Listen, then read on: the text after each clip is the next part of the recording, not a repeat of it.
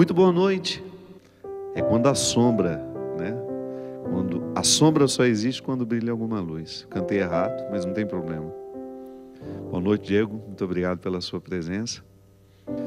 É sempre bom quando na vida a gente tem a oportunidade de desenvolver a capacidade de perceber o lugar que nossas escolhas nos levou. A que lugar as nossas escolhas nos levaram, desculpe-me.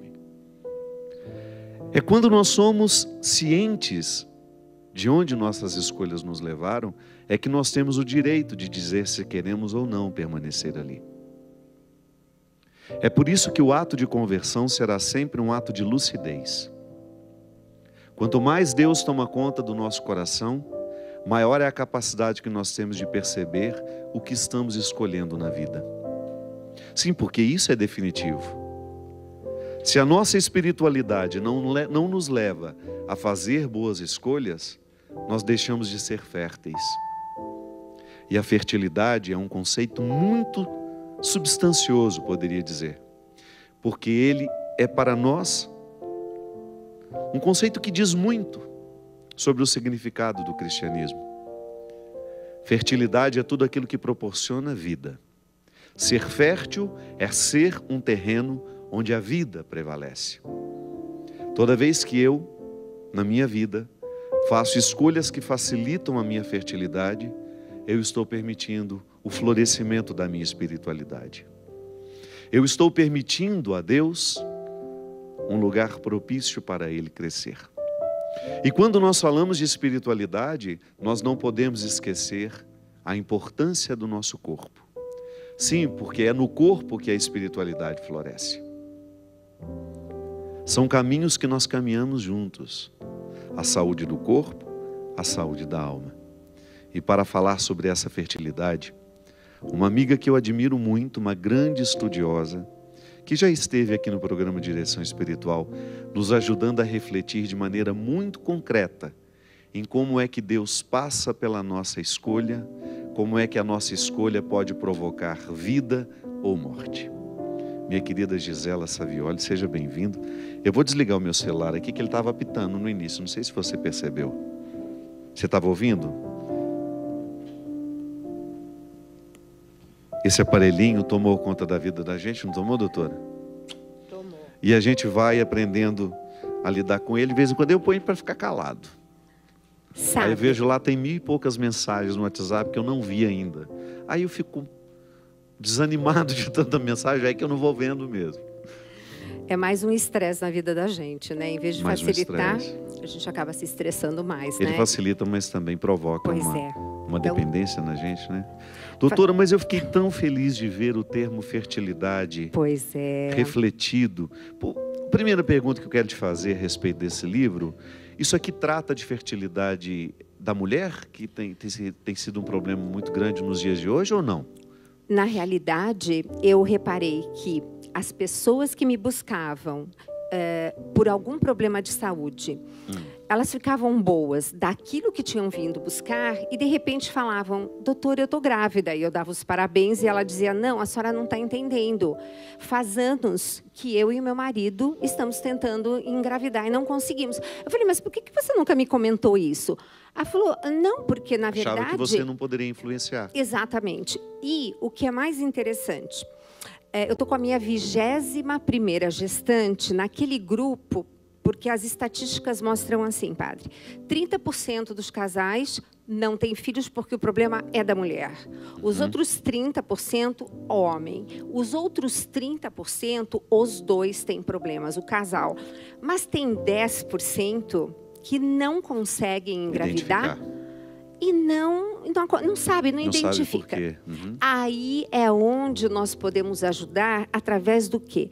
Através de toda uma modificação alimentar, naquilo que a gente preconiza sempre, e explicando algumas coisas, como, por exemplo, nós estamos assim cercados de toxinas ambientais e algumas delas a gente não consegue fugir, então a gente tem que ter mecanismos através dos alimentos que nos detoxificam. Exatamente. Então, isso é um primeiro ponto. Primeiro, eu gostaria de te dizer, antes da doutora continuar, que eu não sabia qual era o tema do livro.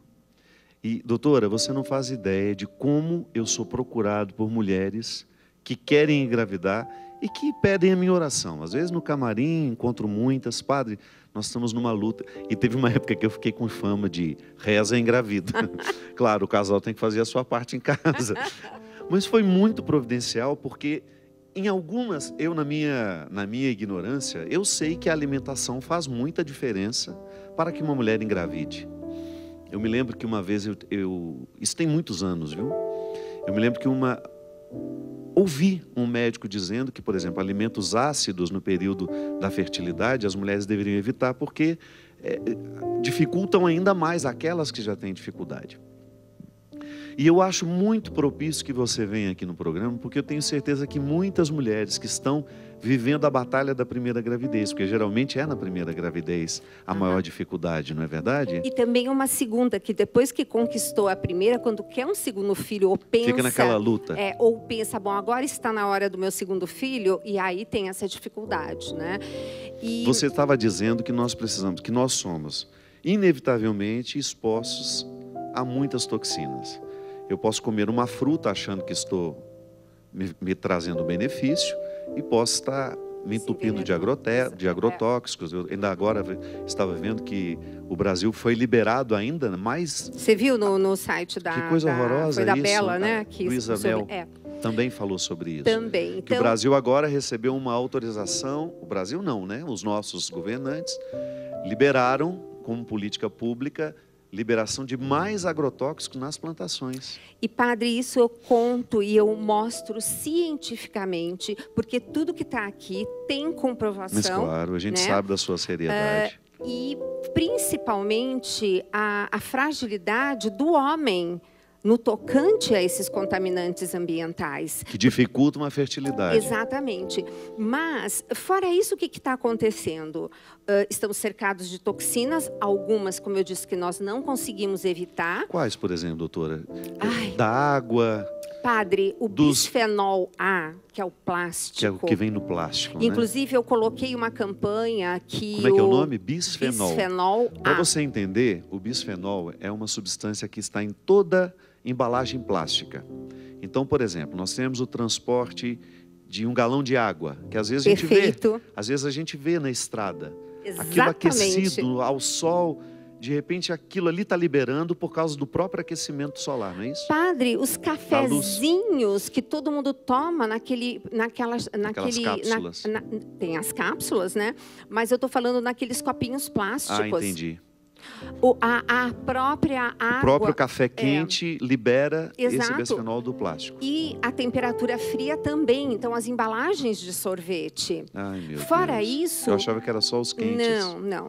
E lembra que uma vez, no primeiro programa, até comentei com o senhor do potinho que guarda um molho de tomate? Que é um molho de tomate, o resto da vida vai ficar vermelhinho.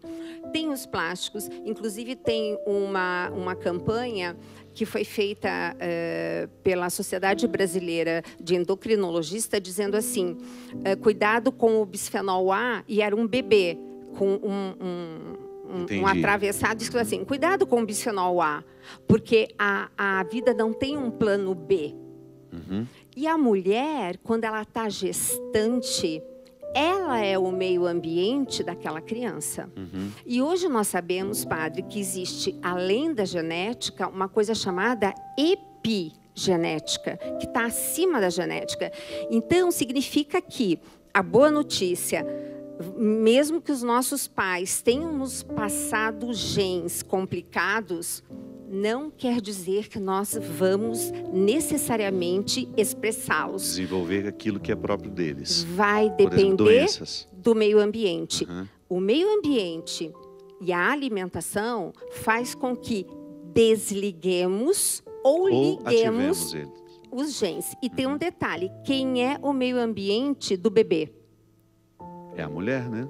O útero.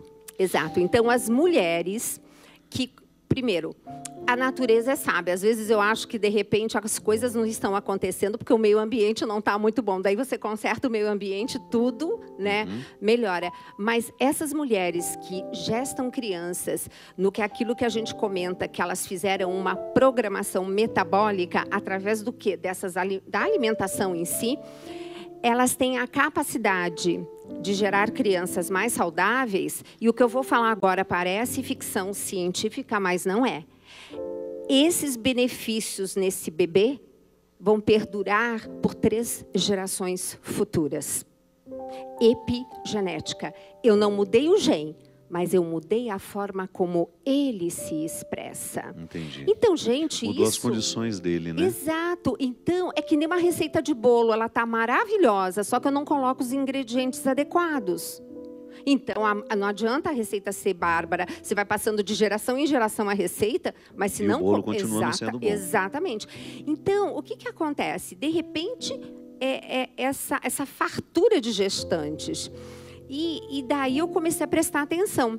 Até que quando o Roque foi convidado por Dom Dominique a participar de um grupo de franceses que iam viajar com ele para o Vaticano, daquele departamento da vida, né?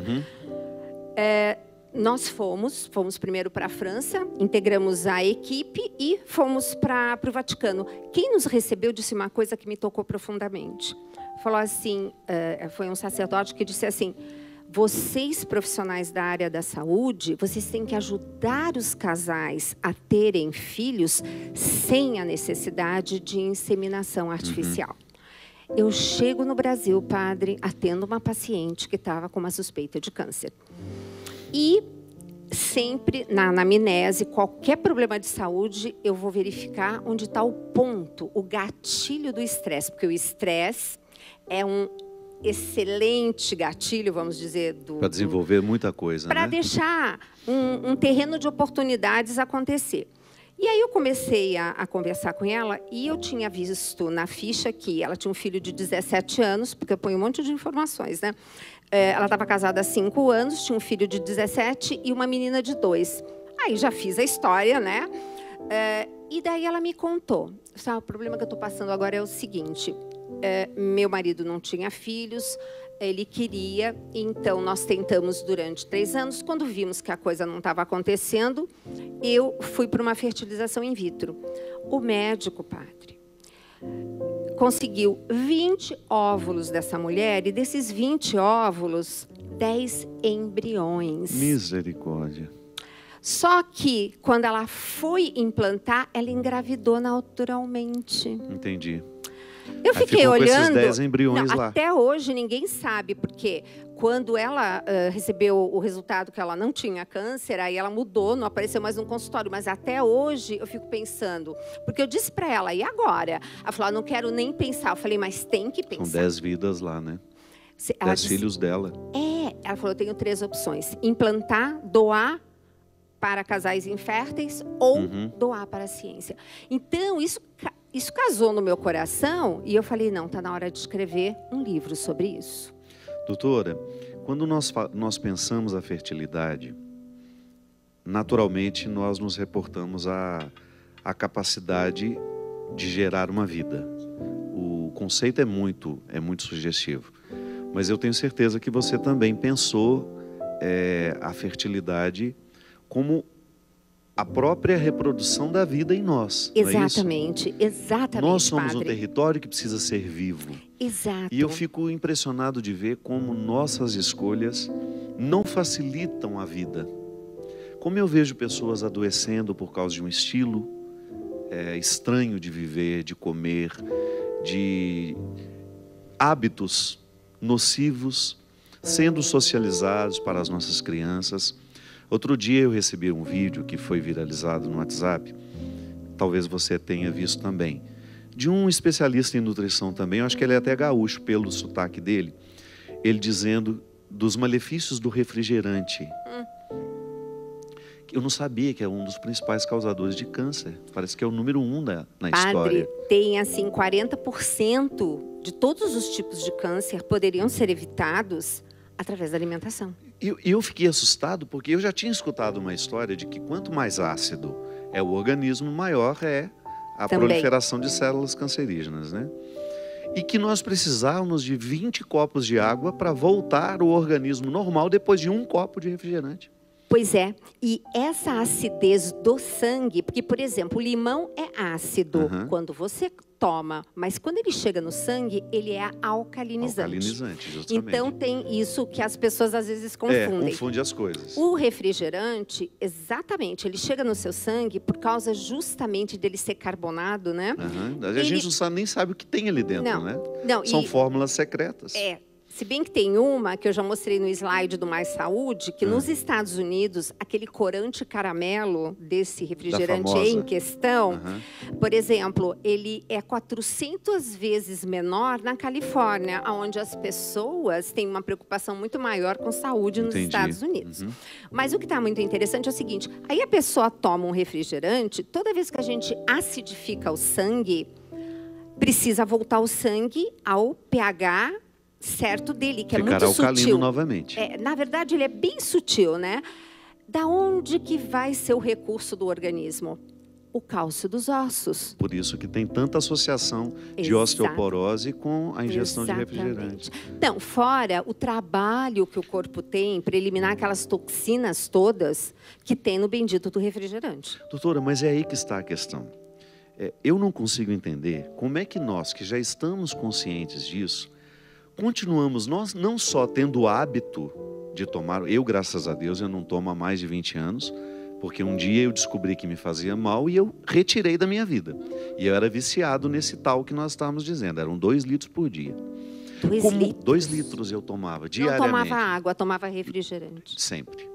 Agora, o que eu acho estranho, o que me parece estranho, é como é que eu permito o meu filho, que não teve que não foi vítima da mesma falta de informação em nós, que nos viciou nesse infeliz, nós repetimos com eles, nós oferecemos a eles e nós permitimos, porque nada pode desproteger mais uma criança do que um adulto não fazer escolhas corretas por ela no momento em que ela não sabe fazer. Exatamente, padre.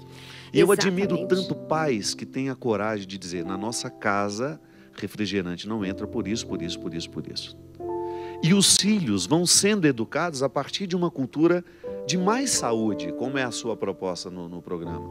Aliás, doutor, eu quero manifestar publicamente a admiração que eu tenho pelo seu trabalho. Ai, obrigada. Porque eu vejo tão concretamente o bem que você faz em ensinar uma pessoa a ter hábitos saudáveis de saúde. Isso é tão libertador, doutora, porque o evangelho que nós queremos, o evangelho que nós acreditamos é justamente o que entra na estrutura da vida, que modifica a minha relação com o alimento, que modifica a minha responsabilidade com o meu sono, com o meu descanso. E você faz isso tão bem, eu admiro o seu empenho, eu posso imaginar o quanto de tempo você se dedicou para não só apreender esse conhecimento, mas como depois também ter condições de socializá-lo.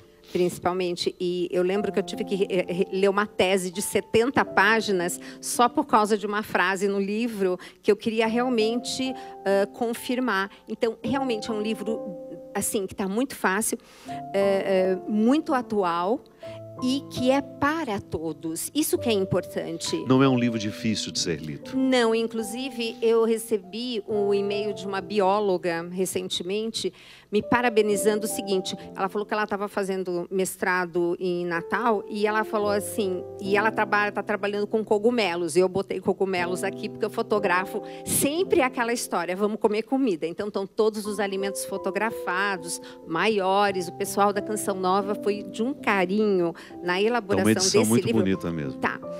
E ela disse assim, ela estava me parabenizando, porque ela falou assim, o nível de cientificidade desse livro, mas ao mesmo tempo a forma tão simples que se traz isso para a população. Então, isso é importante, né? Você ser um hermeneuta, um tradutor daquilo que tão difícil lhe pareceu no primeiro momento, porque você, como uma estudiosa, sabe que a ciência ela é densa, ela não é muito palatável, você tem que deitar em cima daqueles livros e se dedicar muito, até às vezes entender um conceito que num primeiro momento pode parecer simples e não é. mas depois sabe também na necessidade que você tem de partilhar isso. Eu acredito que no consultório você tenha a oportunidade de fazer isso de maneira muito prática. Nossa, né? O consultório é onde eu mais me realizo, não? Porque, na verdade, é só o conhecimento que liberta, né, padre? Não tenho dúvida. Jesus já dizia isso, né? Então, conhecereis a verdade e a verdade vos libertará. Então, eu faço questão de mostrar por que é que a caseína do leite da vaca, que é 82% que está presente, e é uma beta-caseína, diferente da alfa-caseína, que é 18% do leite materno. Então, a gente mostra dados concretos, eu mostro slides, então não dá para você não olhar e falar, é verdade, tem algo estranho aqui. Aí você vai corroborando com sinais e sintomas e a pessoa realmente, ela se rende. Aí é o livre-arbítrio, mas ela sabe. Ela sabe que aquilo não é do bem e que ela pode e deve colocar os 44 diferentes nutrientes que ela precisa para as 50 milhões de células que ela troca todos os dias, inclusive nos finais de semanas e feriados. Que também trabalha o organismo do mesmo jeito. O fígado não tira férias porque é domingo, né? Você sabe que essa semana mesmo eu comi um risoto que eu estava com vontade, e quando você está no meio do prato você já começa a ficar arrependido, porque parece que o alimento faz isso com a gente, não é? Vou ter uma dica depois para falar para o senhor sobre isso. Não é culpa, é uma sensação física de que aquele alimento não está lhe caindo bem. Não é psíquico, não é emocional, não. Fisicamente eu senti que aquele alimento não estava mais na metade do prato, doutora. E o senhor comeu o resto? Não. Tive coragem de interromper o meu prazer, porque eu percebi que alguma coisa naquele alimento não iria me fazer bem. Seu corpo falou. Sabe que tem uma dica bárbara que é assim, você começou a comer, o alimento perdeu o sabor? Para. Essa é a grande dica para as pessoas, principalmente que têm problema com o alimento. Então, não é comer daquela maneira assim, não. Mastiga, eu preciso mastigar 30 vezes, eu preciso produzir saliva. Saliva tem meu primeiro anticorpo. A saliva tem um promotor de crescimento para troca de células na minha parede intestinal. É um monte de coisa, então eu preciso mastigar. Mas depois, quando chega aquele momento que você fala, não está tão gostoso, para. Não insista. Não insista. Aí fala, mas tem a lei do desperdício, então não põe tanto no prato. E, né? E olha, padre, essa é uma dica incrível. E o corpo fala. Fala mesmo. Então, nesse sentido, a gente conseguiu ouvir. Mas para isso, nós temos que estar libertos de uma série de toxinas. E até mesmo também a gente tem que estar com uma disposição de ouvir o que o corpo está dizendo. Porque às vezes a nossa vida, ela é com uma rotina tão cruel que nós vamos desaprendendo de perceber o próprio organismo. Exatamente. Não é? A gente vai ficando mecânico. A gente esquece que nós somos o organismo. Nós não somos um mecanismo. Isso. Eu sou um organismo. Mas às vezes vivo como se fosse um mecanismo. Um robô. Um robô. Exatamente. Doutora, a conversa está ótima, mas nós vamos para o intervalo. E já já a gente volta com direção espiritual. Hoje com a minha querida doutora Gisela Savioli, falando sobre nutrição, saúde e fertilidade. E a fertilidade na sua ambiência toda. Aquele que opta pela vida, certamente também gera vida para as